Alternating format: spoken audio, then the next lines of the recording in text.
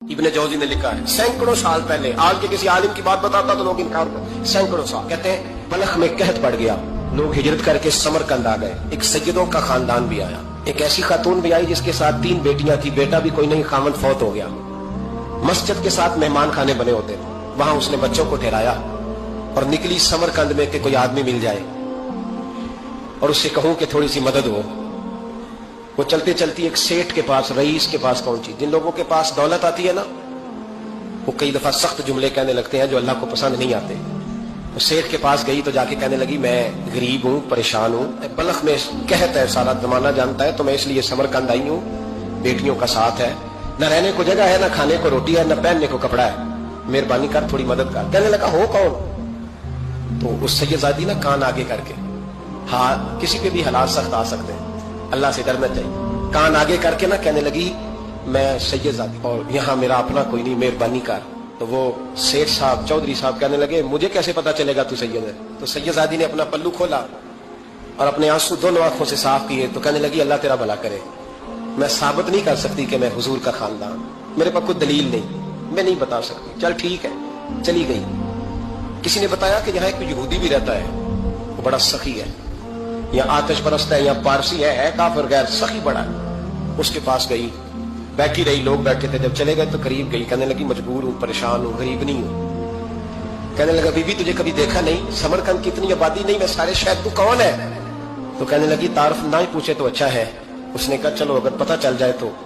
कहने लगी मैं मुसलमानों के नबी की औलाद हूँ, मुसलमानों। उसने कहा पैगंबर खुदा की औलाद। उठ के खड़ा हो गया, बीबी को साथ लिया, घर गया। कहने लगा जो साफ सुथरा कमरा है ना उसे फिर धो डालो, एक दफा फिर धो डालो। कमरा धुलाया, साफ कराया। फिर कहने लगा बीबी मेरे बर्तन ज्यादा साफ सुथरे नहीं, मैं नए ना खरीद के ला दूं। फिर नए बर्तन लाया।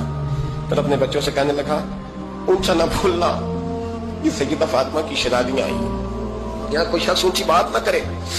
फिर कहने लगा बीबी जो मेरा बिल्कुल तैयब और हलाल रिज़्क है ना, ये उसमें से लंगर है, लेकिन चूंकि मैं गैर मुस्लिम हूं, मुझे सलीके नहीं आते, जैसा तैसा भी हो ना इसे कबूल कर लेना। खातून को कहने लगा ये घर है, जब तक जी चाहे यहां रहना, देखना हो सके तो रात अपने नबी से सिफारिश करना, मेरा भी कोई मसला, मेरी भी कोई कबूलियत कहीं हो जाए। वो मुसलमान कहलाने वाला रात को सोया, कहते जन्नत सजी हुई है, लोग जन्नत में जा रहे हैं, लाइनें लगी हुई हैं, नबी पाक लोगों को जन्नत में भेज रहे हैं। मैं भी दौड़ के लाइन में लग गया, फरिश्ते ने मेरा बाजू पकड़ा, का पीछे हट। तो मैं दौड़ के हुजूर की बारगाह में गया, मैं हुजूर सारे जन्नत में जा रहे हैं कि मुझे नहीं जाने देता। नबी पाक ने फरमाया तू कौन है? या रसूलल्लाह मैं मुसलमान हूं। कहते हैं हुजूर मुझसे फरमाने लगे कोई दलील है तेरे पास? दलील है कोई तेरे पास? तो मैं चुप कर गया। फरमाया मेरी बेटी तेरे दरवाजे पर आ ही गई थी तो तू दलीलें पूछने लग गया था। हम जा दौड़ जा। सवेरे आंख खुली तो गलियों में ढूंढता फिरता है, तलाश करता फिरता है, कोने कोने में जाता है वो सादात का घराना कहाँ है। ढूंढते ढूंढते उस गैर मुस्लिम के दरवाजे पे जाके पहचान लिया। तो कहने लगा खुदा का वास्ता, जो तूने नौकरी की है ना इनकी मुझसे 11 गुना ले ले, ये सादात का घर मुझे दे दे। तो कहने लगा कल तू आता तो शायद बात और होती, आज बात और है।